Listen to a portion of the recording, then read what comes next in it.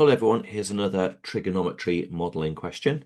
So it says express 2 cos theta minus sine theta in the form r cos theta plus alpha. Okay, so first of all, let's write down the identity. So we're going to have r cos of theta plus alpha is equal to, it's going to be r, and it's going to be cos theta cos alpha, cos theta cos alpha, and it's going to be, it's cos, so that's a plus, so it's going to be minus r sine theta sine alpha, sine theta sine alpha. Okay, then I like to underneath write the identity. So we have got 2 cos theta, and we're writing minus sine theta. So we've got cos here and here, so therefore r cos alpha must be 2. So r cos alpha is 2. We have sine here and here, so therefore r sine alpha must also be equal to 1 in this case. It must be equal to 1.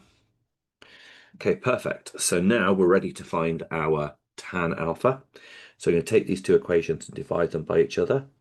So r sine alpha divided by r cos alpha is going to equal 1/2.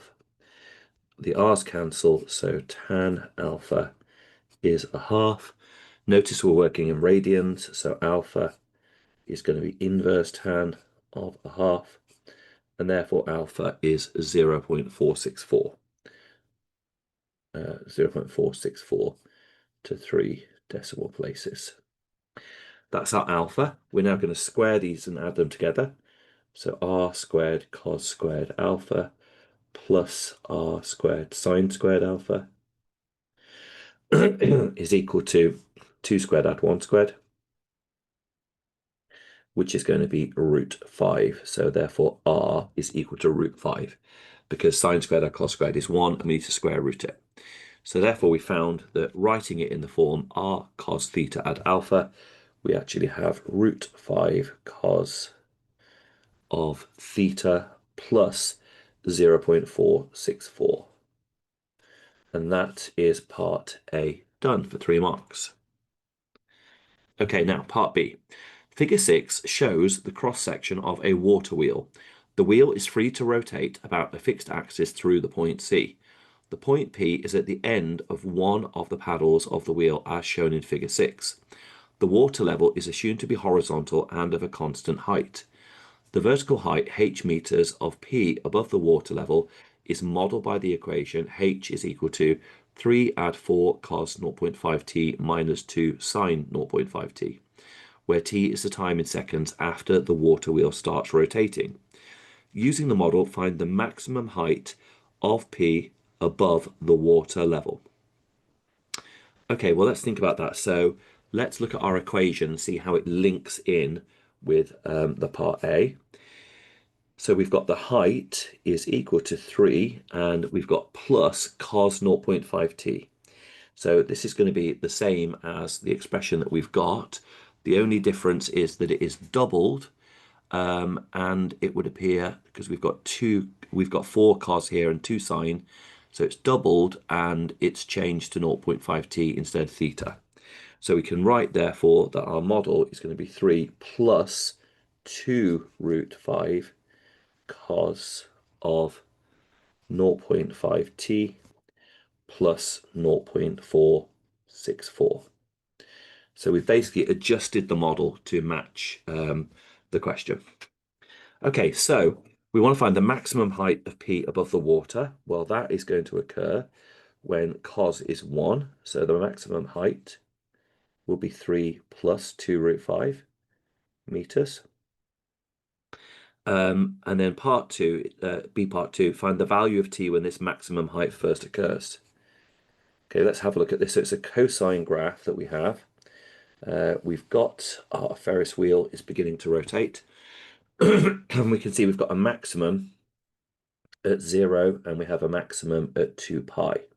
So P is not going to be a maximum initially, so the answer that makes sense is going to be the 2 pi is the one that we want. Okay, 2 pi is the one that we're going to want. Okay, so what that means is we can say that cos of the maximum height occurs when this is 1. So that is cos of 0.5t plus 0.464 is equal to 1. So that means that 0.5t plus 0.464 is equal to 2 pi when we just basically reverse the cos, do the inverse cos. Then we're just going to subtract the 0.464 from the 2 pi, and then we're going to basically times our answer by 2 and see what that gives us. So that gives us that t is equal to 11.6. So presumably, is it the time in t seconds? Yeah, so 11.6 seconds. Okay, so that's our B part 1 and 2 done as well. Okay, now, in a single revolution of the wheel, P is below the water for a total of t seconds. According to the model, find the value of t, giving your answer to 3 significant figures. So we can see that what's happening is that as the water wheel rotates, so just draw a little picture of our water wheel here. So there's our water wheel, and as P rotates, it enters the water, it moves around under the water, and then it emerges back from the water. So that's our P going underneath the water and then popping out from underneath the water. Now, when it enters the water, we have because our model is for H is the height above the water level. So when P enters the water level, the height is going to be 0. So in part C, what we need to do is start off by solving our equation for H is equal to 0.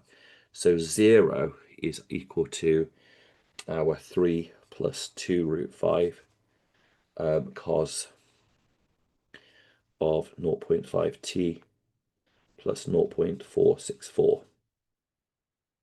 Okay, so we're going to subtract 3 and divide by 2 root 5.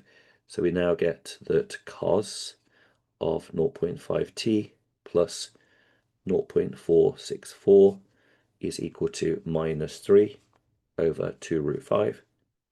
There we go. And we can now do inverse cos of that. And let's see what we get when we do that. So we're going to do inverse cos of minus 3 divided by 2 root 5, 2 root 5. See what that gives me. That gives me that 0.5t plus 0.464 is equal to 2.306 radians. Now that's the point here at which P enters the water. So now we need to think about our cos graph. Okay, so we've got, here's our cos graph, and we're looking for this value here of minus 3 over 2 root 5, and we found that that first value is there because that's our minus 3 over 2 root 5. So in order to find this other value, we need to do 2 pi minus our 2.306, 2.306.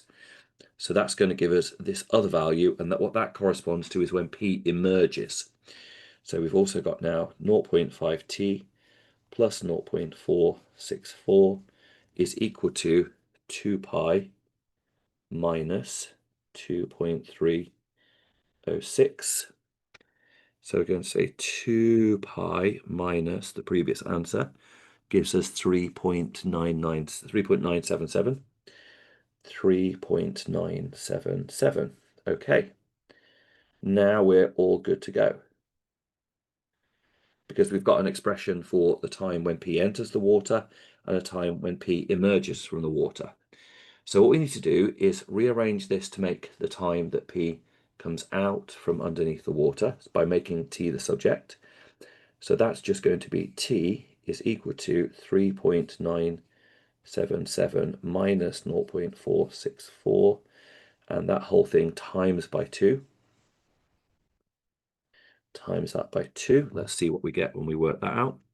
So it's 3.9 0.77 minus 0.464 is equal to that, times that by 2, gives us 7.026 equals 7.026. And then, so that's the time it comes out from the water. Let's see the time it goes into the water. That is from here. That is going to be 2.306 minus 0.464 times by 2. Again, this is just rearranging this equation to make t the subject. Let's see what that gives us. 2.306 minus 0.464. Okay, let me just check that again. 2.306 minus 0.464. Okay, and then we need to times that by 2. Times that by 2 gives us 3.684. So therefore, the time that P is underneath the water is the time that emerged from the water minus the time that it entered the water. So we have 7.026 minus the answer gives us 3.34. So the time it's under the water is 3.34 minutes. Okay, perfect. And that's the answer to part C, or rather, yeah, part C. Lastly now, it says, in reality, the water level, in fact, might not be constant. Explain how the equation of the model should be refined to take this into account. Well, if the water level is actually going to be going up and down, we should look at our model, and instead of having a constant added to it, we should basically say that instead of having a constant here, this 3 could be replaced by something that's going to go up and down. So we could say maybe, for example, it might become 3 sine theta, or it might become 3 cos theta. And then that would build into this model the fact that the water is going to go up and down and up and down and up and down, like with the tides, for example. So for part D, we're going to say that we're going to replace the 3 with 3 sine theta or 3 cos theta. And that would be an improvement on the model. I hope you found that video helpful, and I will see you in the next video.